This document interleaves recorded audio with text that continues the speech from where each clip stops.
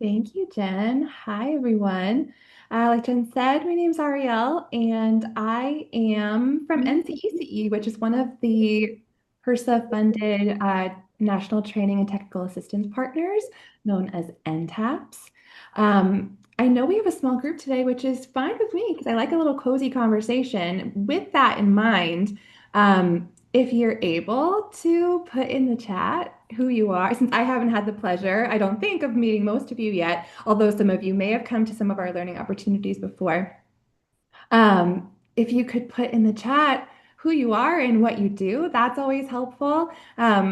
What I say a lot as far as talking about age-friendly healthcare, there's so much that folks are already doing that aligns really well with the evidence-based practices that we'll discuss. And so you have things to teach me as well. You have things to share with each other. So using the chat is a great option. Let's go ahead and get started. Thank you, Juliet. So these are the simple learning objectives, hoping that by the end of this session, whether you're here live or you're watching the recording, we're hoping you'll feel comfortable describing the core principles of age-friendly health systems. Hopefully having a good working knowledge of the concept of aging and its in community, as well as identifying the role of health centers in all of this, both in creating livable communities and providing age-friendly care. All right. We are not going to switch over to Mentimeter. We have frequently in our learning opportunities, we use a tool called Mentimeter, and you have to kind of like scan a QR code or put in a URL. It's a tiny group, so we're going to ignore Mentimeter on the screen, but the question is still for the group. So if you could use the chat. This would have been a word cloud if we had a big group today. We're going to imagine a word cloud. If you all type in something around the same time, we'll see, how much overlap there is, but there's no wrong answer to this. I just love to hear from all of you. When you think of excellent care for older adults specifically, what is one word that comes to mind? Again, no wrong answer, but I'd love to see from the group that we do have in the room what your thoughts are.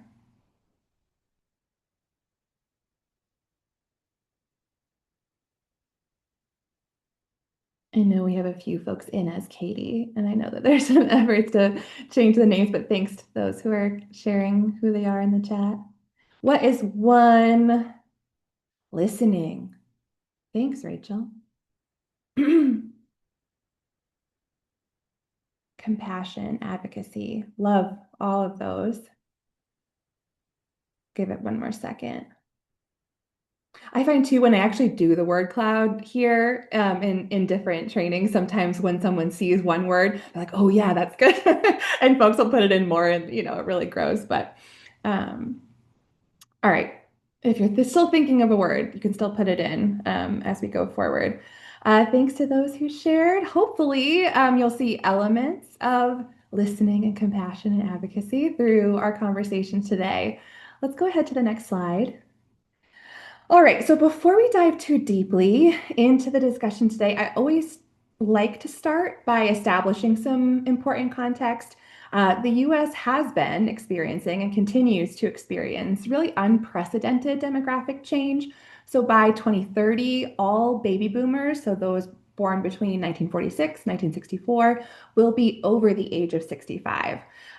We use 65 plus as kind of the mark, although, there's certainly elements of age-friendly care that apply to much younger ages.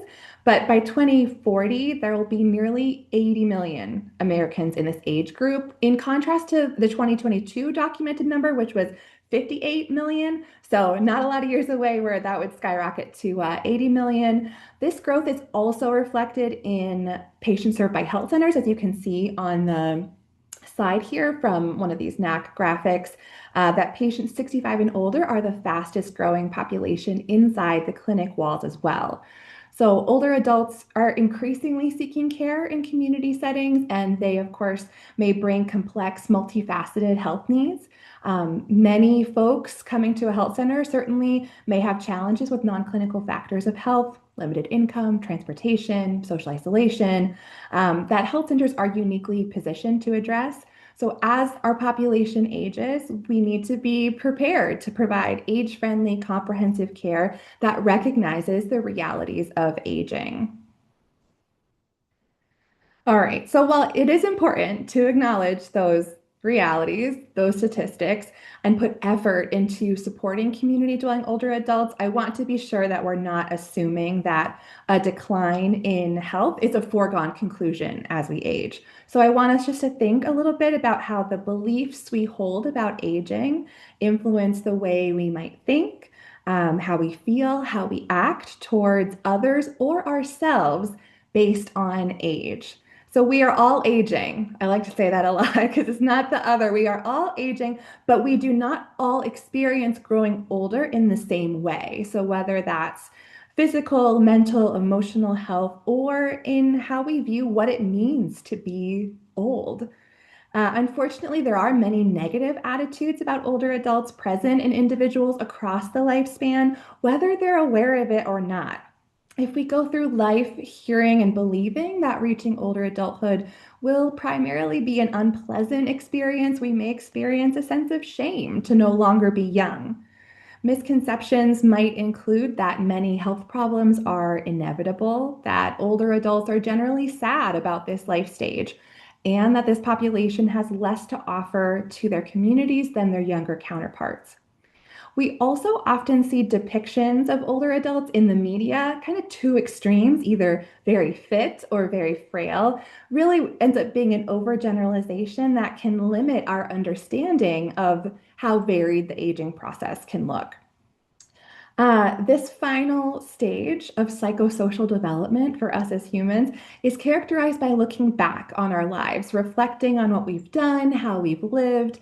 If we feel proud of our accomplishments, have made peace with our mistakes, lived with purpose, we'll likely experience a sense of fulfillment and acceptance. This sense of integrity leads to individuals seeing the end of life as a natural part of things, feeling ready to face it.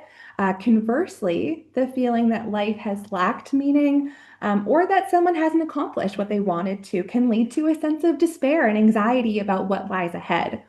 I just want to start us off here just to food for thought as we strive to better understand later life and aim to dispel common misconceptions about older adults that may impact the way we provide care and how it's received. So, some of you may have heard of age-friendly healthcare before. I find that folks might be less familiar with how to actually operationalize it. In general, this is care that's evidence-based, reliably practiced, well coordinated, and delivered in a holistic environment, and really can serve to improve care and health outcomes for all ages, but it still centers on some of the unique needs and current challenges experienced by older adults in our healthcare system. So you can see here from the Institute for Healthcare Improvement, we'll talk about their actual model in one moment, but their kind of definition of age-friendly care. First, we're providing evidence-based care across all settings is what we're really meaning. This means whether we see someone in the clinic, they get admitted to a hospital, they receive home health, or even in a nursing facility, that these principles remain consistent. Secondly, causes no harms. This might seem obvious, but older adults are at a higher risk for medical errors, adverse drug events, hospital acquired infections, functional decline during healthcare encounters. So, age friendly care actively works to prevent those harms. And third, aligns with what matters to the older adult. Notice it doesn't say aligns with what matters to the clinician or aligns with clinical guidelines. We're thinking about the patient's goals and preferences. So this is the foundation. We're going to look next into more of the practical framework. And like Jen mentioned, if there are questions or even just insights, I find that some folks might say, oh, I learned XYZ about age-friendly health systems. Would love to hear it. So feel free to use the chat or raise your hand if you want to come off mute. So again, IHI, Johnny Harford Foundation, others created this 4Ms framework using this initiative to guide implementation of this care in a variety of settings. We'll focus today, of course, on outpatient care. We're wanting to make sure that every member of a care team understands and can apply principles to their daily practice. So there's four elements on the slide. They each start with M, well, with what matters. We're talking about the second word. But you can see, text is a little small, but the basics here, what matters is focusing on a patient's life goals. Medication is, reviewing and reducing medications that might cause harm. Uh, Mentation or mind is caring for the mind, mood, memory of an older adult. And mobility, we're really wanting to promote mobility to preserve function. So, this evidence based model was developed with the goal of ensuring consistent care for older adults, with each component being interconnected. So, medication affects mentation, mentation affects mobility, mobility affects what matters to people. These work together as a system. We're going to spend a little time on each M now, and I would love for you to reflect on just for yourselves, how does, whatever we're talking about apply to my role? What can I do with this going forward? So we'll start with what matters, which is really the foundation of age-friendly healthcare, defining it as understanding and aligning care with each older adult's specific health outcomes, goals, and care preferences, which includes but isn't limited to end of life care, again, across all settings of care. So when we ask patients what matters most to them in terms of their health goals and care preferences, that can really be used as a springboard to action. It's not a one-time ask, but rather an ongoing conversation that guides all other care decisions. To act on what matters, providers need to align the care plan with what matters to the older adult, incorporate what matters into goal-oriented care plans, and make sure that the care plan really is aligned with goals and preferences. When we know what matters, we can make trade-offs perhaps in treatment that align with a person's priorities. So again, considering both what might matter then in the future, advanced care planning, that's something that we actually have a webinar next month. I should have linked it in the slides. I'll put it in the chat before we end today, but we actually are going to have a webinar next month on improving end of life care. So it is something that isn't talked about as much in a health center context. So we're hoping to shed some light there. So what matters does include this advanced care planning, thinking in advance, who do you want to make decisions for you? Have you had that conversation? There's certainly some end of life care that's maybe a little bit out of a health center scope, but certainly identifying a healthcare proxy and educating patients is really crucial.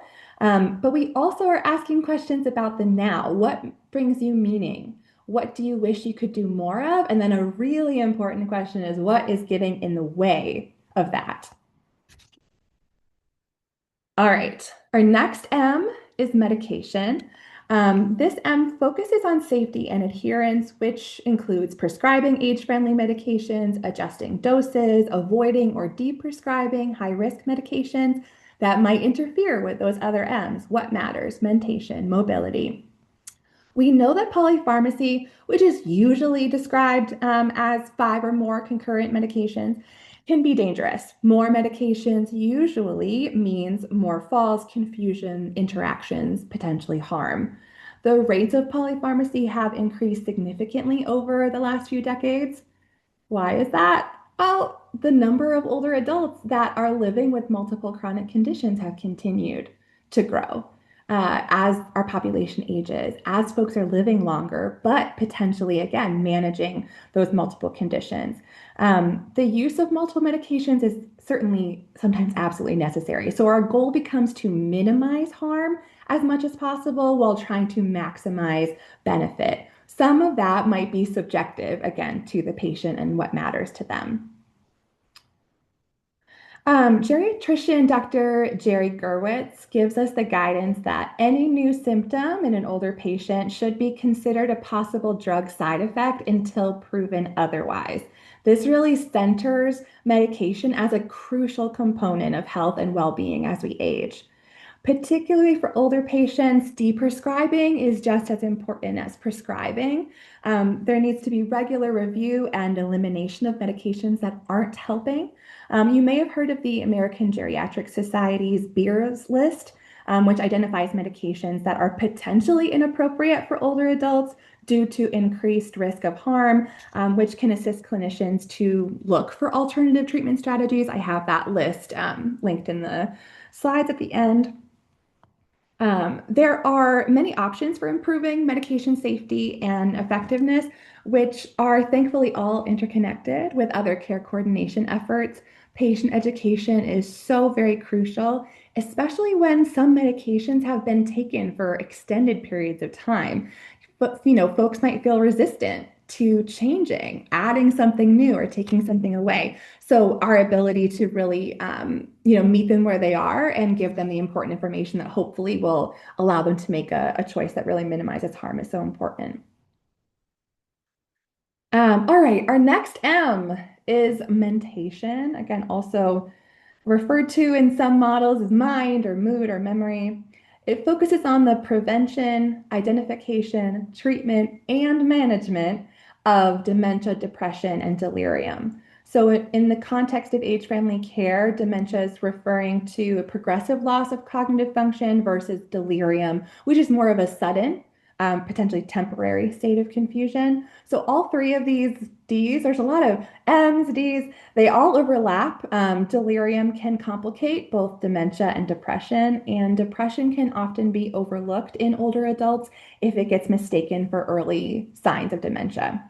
There are a lot of, these are common conditions, but are frequently undiagnosed, underlying the importance of proactive screening. This M, just like all the others, it affects everything else. It can interfere with medication adherence, mobility, achieving what matters. Mentation can change really rapidly, which points us to the value of regular screening to catch changes both during intake and when concerns arise. It's so much better to screen than assume, especially as misconceptions about aging lead some to assume things like cognitive impairment is just a part of normal aging, which it's absolutely not. We don't have time today to dive into all the different screening tools that are available, but there are indeed many validated options that can be used, some of which I do have linked in the resources slide at the end of this deck. I do want to also note that we know that substance use and mental health co-occur frequently. Substance use can cause or worsen depression, anxiety, cognitive impairment, and substance withdrawal can mimic or cause delirium. Mental health conditions may also be self-medicated with substances, all of which points to a need for both to be treated with an integrated approach. All right, so mobility, another essential M for healthy aging. This relates to ensuring older adults can safely move to do what matters to them. So, including ambulating, transferring, really having a lot of emphasis on the identification and prevention of falls and strategies to maintain mobility. So, falls are unfortunately common and dangerous in older adults, but again, are not inevitable. So there are so many aspects that go into fall prevention, some of which you can see listed on this slide. Assessment of mobility includes a lot of things, but it should include asking about self-reported falls, any fear or history of falls, observable issues with transferring, ambulation, and identification of environmental barriers, which is really a big one.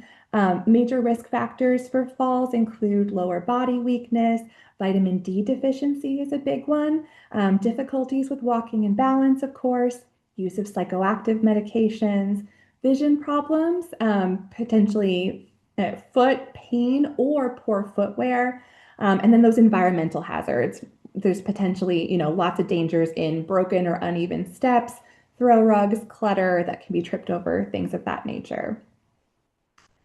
Because falls are so multifactorial, they require a comprehensive assessment that we're looking at function, we're looking at vision and hearing, and again, feet and footwear of the patient. Interventions in this area are usually multi-pronged, so probably will be a mix of things that are listed on this slide. Again, mobility enables what matters. If someone can't move safely, they may be unable to engage in activities that are important to them, which is why it's so important to screen proactively and not wait for a fall to assess their level of risk. All right, I have a short little case study. I want to use it in a way that we can think about how the four M's interconnect and how they guide care. So I will read it from the screen. Mrs. Johnson is 78 years old. You're seeing her for a follow-up visit. She takes a total of 8 medications currently. She has diabetes and hypertension. Her daughter has come to the appointment with her and has reported that her mom has seemed more forgetful lately and also experienced a fall in the last month. So when you ask Mrs. Johnson what's important to her, she very confidently says she wants to stay in her home and keep volunteering at her church. Is there anything that sticks out to folks here as far as things you'd want to look into, knowing what we just talked about with the four M's? Is there anything else you'd want to know? Certainly, this is a short case study, so I bet there's a lot of other things you want to know. Um, yeah, which medications? Yeah, I said 8, but what are those? Absolutely, Mark. Thank you. Any other questions that folks have for Mrs. Johnson?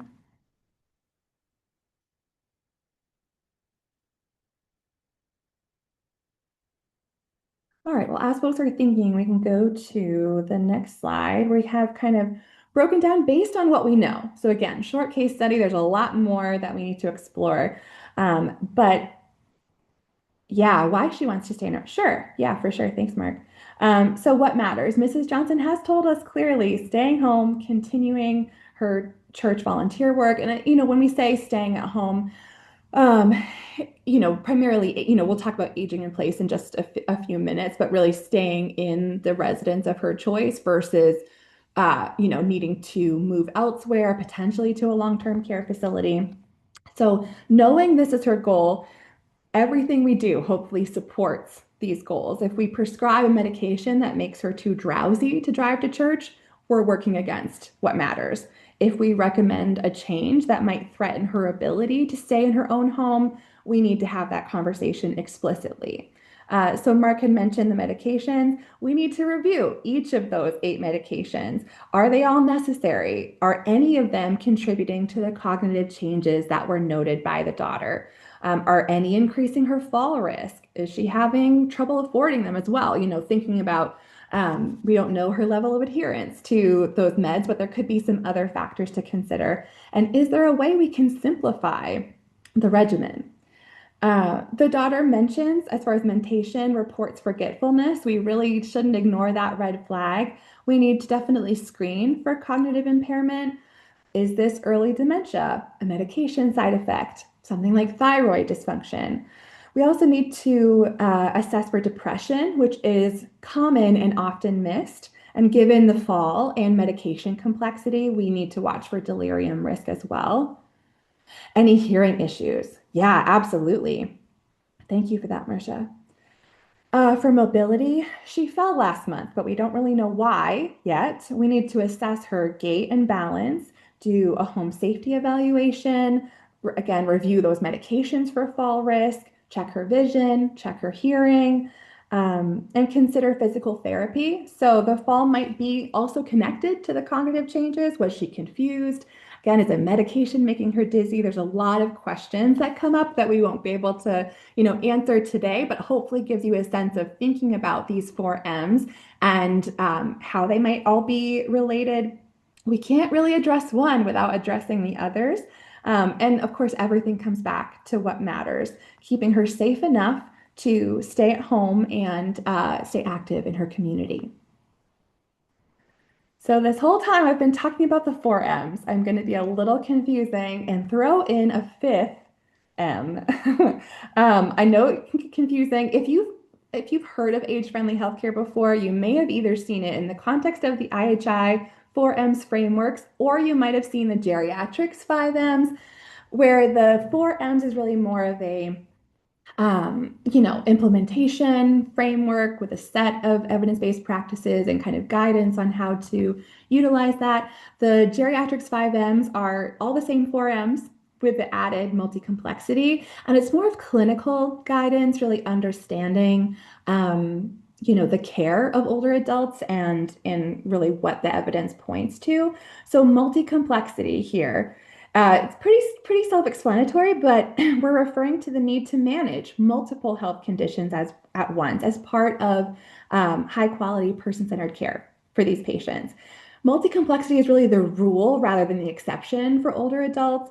And it's not just always medical conditions, so those don't exist in isolation. They interact with mental health, substance use, social circumstances. We talk a lot from our center around social isolation and loneliness and its impact. This is where we may see traditional disease-specific approaches fail, where we really need integrated care approaches where the team is working together to address these many domains of complexity. So when we're thinking about success in the area, of multi-complexity, could be related to a lot of different things. If we're thinking about process, maybe that's completion of comprehensive assessments, connecting patients to resources, clear team communication.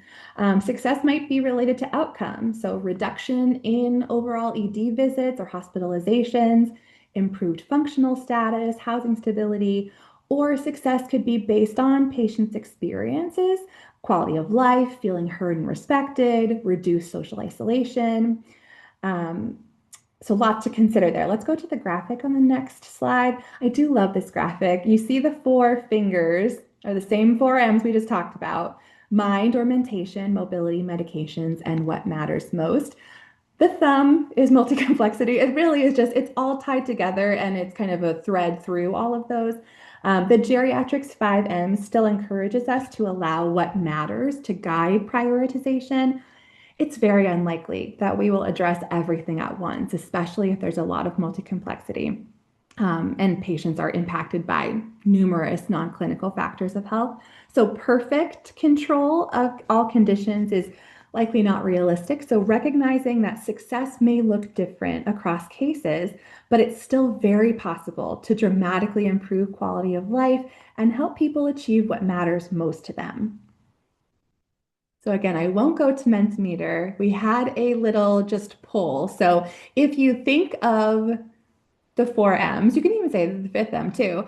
But out of what matters, mentation, mobility, and medications, does anyone want to share in the chat or even be brave and come off mute? Is there a particular M from what you've heard today that you feel most confident in addressing in your current practice? Certainly, if we had all the time in the world, we could get really into the weeds on what might be most challenging. But I'd love, the positive framing of if there's medication for me. Thanks, Mark. Yeah, thank you for that. And thankfully, there are so many good resources out there um, for medication safety and adherence for this population, especially. Anyone else want to share?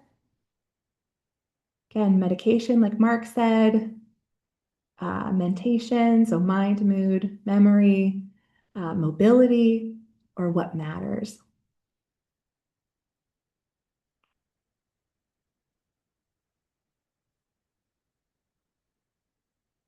Certainly there we know there could be a lot that gets in the way of, thinking about changes that might be necessary or things that sound really good in theory and then in practice is different. So hopefully those who are in the room with us, even if you think a little bit more about, whether it's harder, maybe it's easier to come up with something that feels more challenging. You can share that as well. If there's additional resources that I can share, I'd love to do that. While folks might be thinking of other of things that might apply to their own practice, let's go to the next slide. I want to just mention a little bit. I want to, take a step back for a second, thinking about how health centers are placed in their communities and kind of thinking about the overall goal of aging in place or aging in community. More often than not, members of a community, really of any age, but especially as we get older, would prefer to stay in their residences and near their loved ones as they get older. The goal of aging in place involves the safety, independence, and comfort of an individual, all of which can be supported by community services and partnerships. Prioritizing the involvement of older adults in all aspects of community life benefits residents of all ages in both the short and the long term. What factors directly impact how livable a community is for its residents? You can see here, this is a graphic from AARP. Some of these are related to the external environment. So the accessibility of safe and affordable housing, common spaces, and the transportation, reliable transportation between them. The social environment of a community relies on clear communication, active participation, um, and access to vital services that support the health and well-being of all of its residents.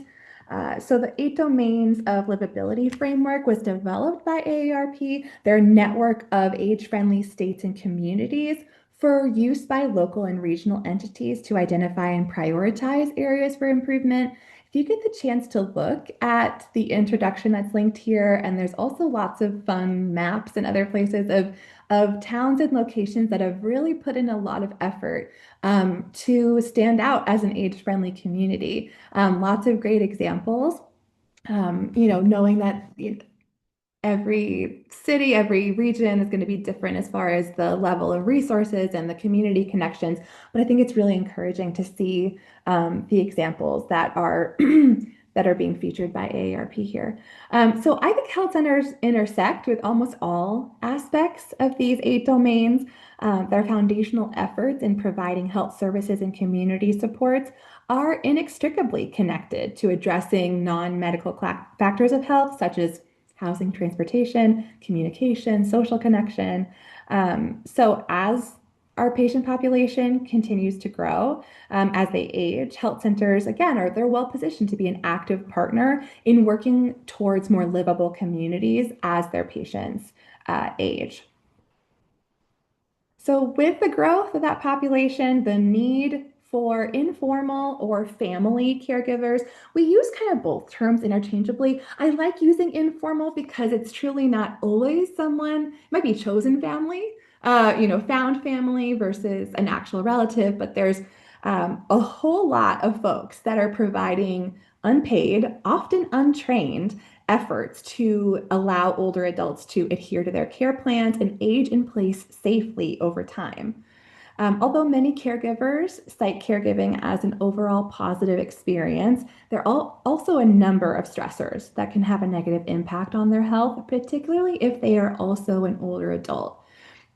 I find anytime we talk about caregiving that there's a lot of folks that have personal experience or, if someone comes to top of mind for them as far as maybe, efforts they are currently in or have been or anticipate that they will be in. So it's a very personal topic. And we like to bring it up often because we really believe that informal caregivers are an essential part of the interprofessional care team. And we want to ensure that the way we engage with them is supportive and as welcoming as possible. That might begin with simply learning more about the role of the person accompanying your patient, trying to limit our own assumptions and letting the caregiver and the care recipient use their own language to describe their relationship. That's something I've considered a lot lately. We do a lot of caregiving focused activities, but not everyone identifies with that term. Maybe they don't see themselves as a caregiver, but they still have such a vital role to play if they are, supporting an older patient to safely stay in their homes. Once you've identified a caregiver or however they refer to themselves, there are a variety of ways to build rapport with them. So, including acknowledging their experience, offering resources, and being intentional about the way care plans are put in place, particularly if there are going to be many tasks a caregiver will be engaged in. So, local aging service providers are really natural partners for health centers in effectively bridging gaps between health and non-clinical needs. We're really hoping that we can build partnerships strategically by focusing on the most essential resources first. Creating your own list based on what's available in your community is a great place to start. And then having that information at the ready when we're identifying patient preferences and goals can be really valuable to make sure that we're, putting in effective referrals.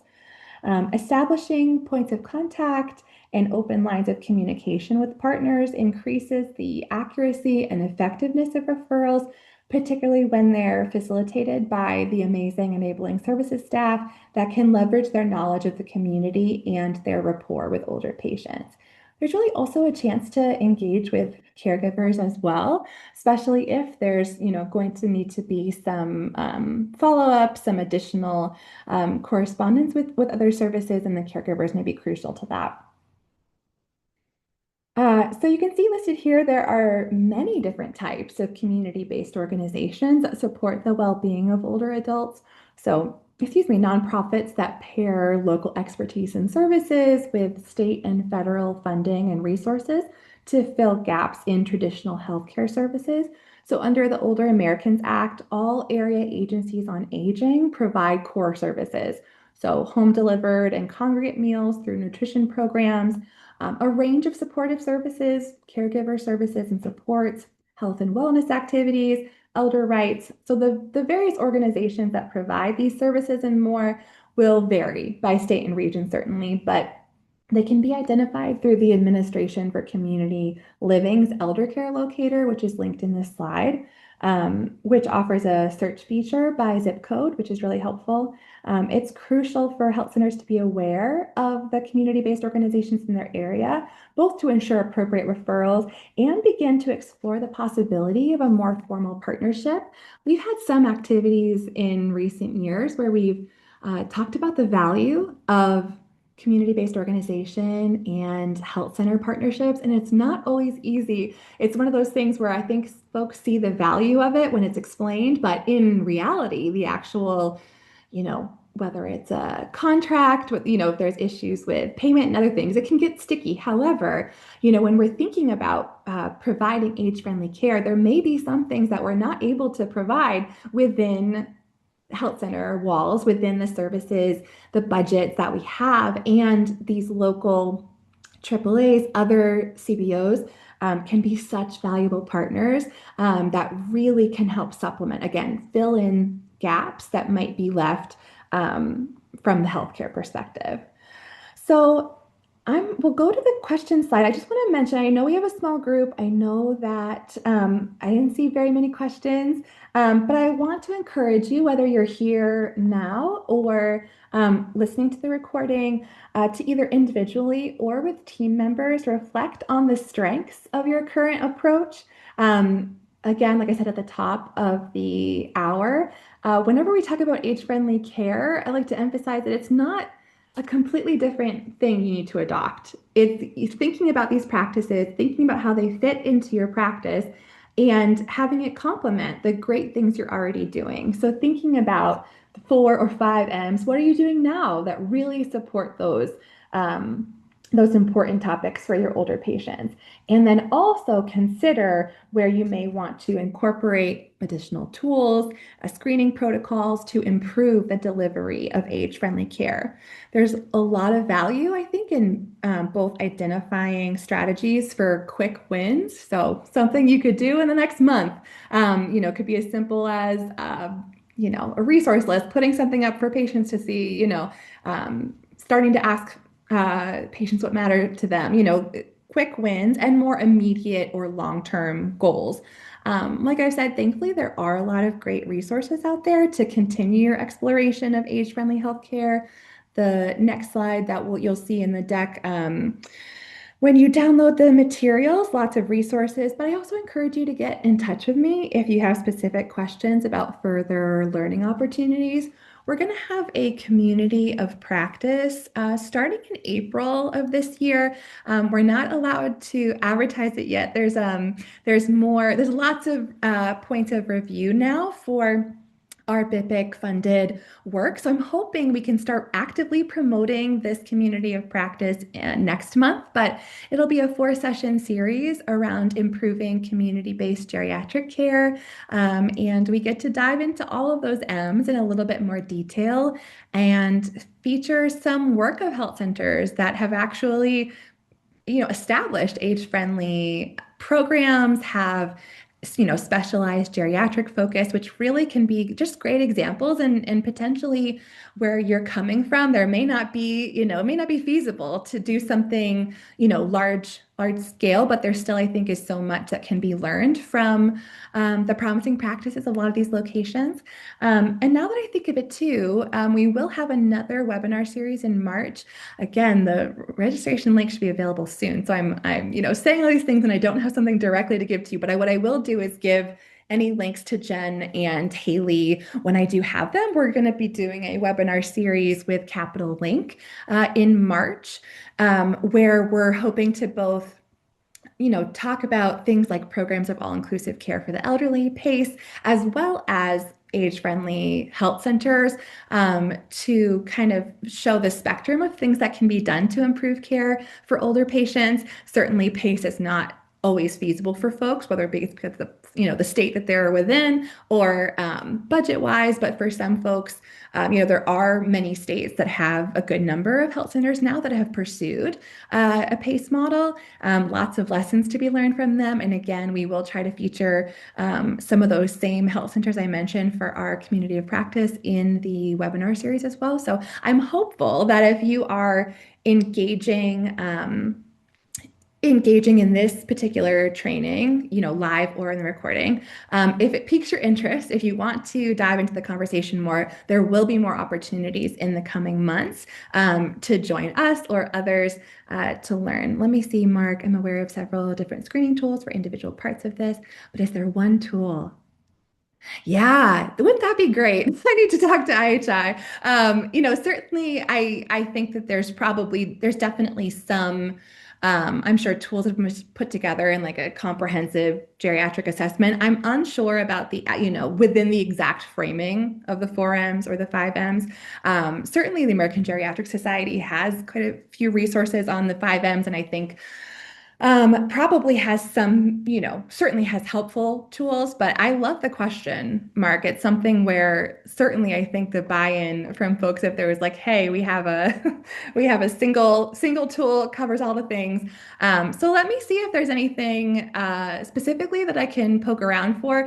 I really wish that there was like oh yes, I have this handy dandy one-stop shop, but it's a great point, and it's something that certainly acknowledging the amount of effort that it may take to, have more screening in all these areas to figure out how we're documenting and following up on all of those things, that it takes time. And it could very well be that we're taking it one M at a time. It's not something that maybe we can do everything all at once, but hopefully the end goal is, visits and services and approaches that are able to address comprehensively all aspects of age-friendly healthcare. So thanks for that. If I find additional resources that might help in this way, I will send them to Jen and Haley to send along. Any other questions that you might have? Or just insights for reflections, because certainly welcome that as well. While they're thinking, I have a question for the group, but probably for Mark and Marcia most of all. But are you guys considering going down the path of age-friendly certification? Or you're here, so you're interested in the topic. So I'm just kind of curious where you guys are at within your own organizations of exploring your practices. And feel free to come off mute. It's easier than chatting. But... Okay, Marcia is still contemplating. Do you want to tell us a little bit about that, Marcia? What you guys are considering? Because I get it. Who wants another certification? And also, it might be nice to have a framework to follow. So I'm not really sure as far as certification goes. We already have a program in place for home-based palliative care, supporting for our seniors. We're way up here in the middle of the High Line, so very limited resources. We only have one small nursing care facility and one assisted living facility that are full. So when people need services, they basically go without. So that was the premise for us starting this program. And we've had it going now for about 4 years. So I'm not sure as far as what a certification would entail or how it would benefit our community, but I'm looking into it.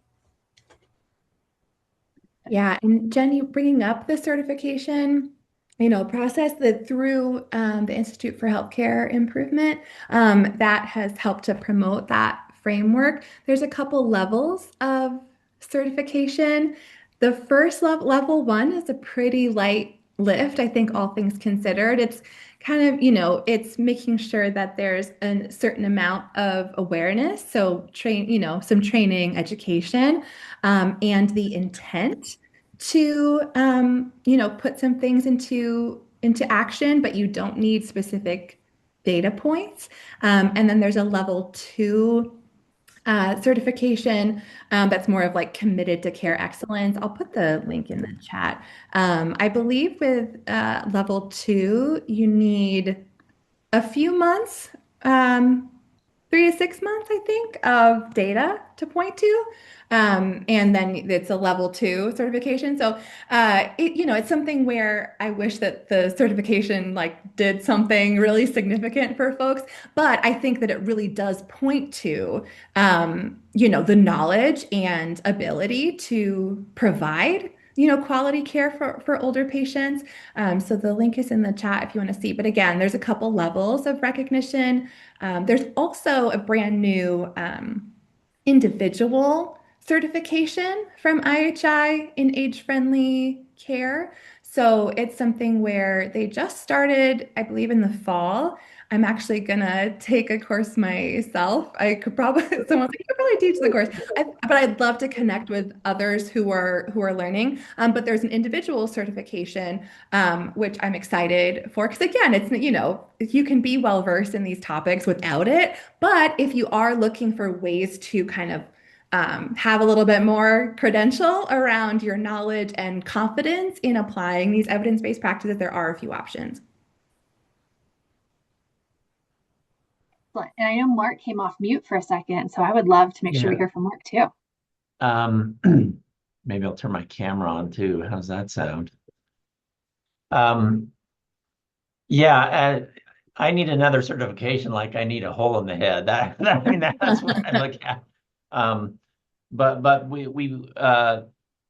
plan actually, I'm the chief medical officer of Health West, but anyway, my plan is that we would incorporate. I really like the four M's here, the five M's, but incorporate this more to educate all of our providers and nursing personnel and things like that, so that we're able to really face the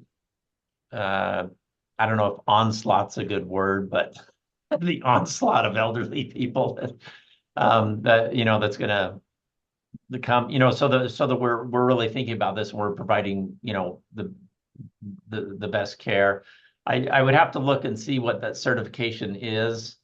Um, you know, I don't know that I don't feel like it would necessarily benefit. I don't think it would change the way we would offer care. If for some reason it said, "Oh yeah, you get $10,000, extra or something," it's like, well, I might look at that then, But anyway, that we want to actually implement a lot of kind of elderly care sort of things. A lot of people. We have clinics in Southeast Idaho, Northern Utah, and Western Wyoming, and a lot of people don't take Medicare, or they don't, and even though so a lot of that kind of falls on us anyway. And so I would rather have that our care is you know, significant, that it's meaningful care, that it's appropriate care, to think about this. And so that's kind of my plan, is getting that information out to my providers, Yeah. so that we're doing the best we can for the people. Marcia said, some of our clinics are located in cities where there are services. A lot of them are located rural, and some of them are even worse than rural, and that's called frontier. And then there are no services, or and so it really falls onto the health center to provide the extra care beyond medical things. So that's where I'm coming from. Mhm. Yeah, I want to just share in the chat.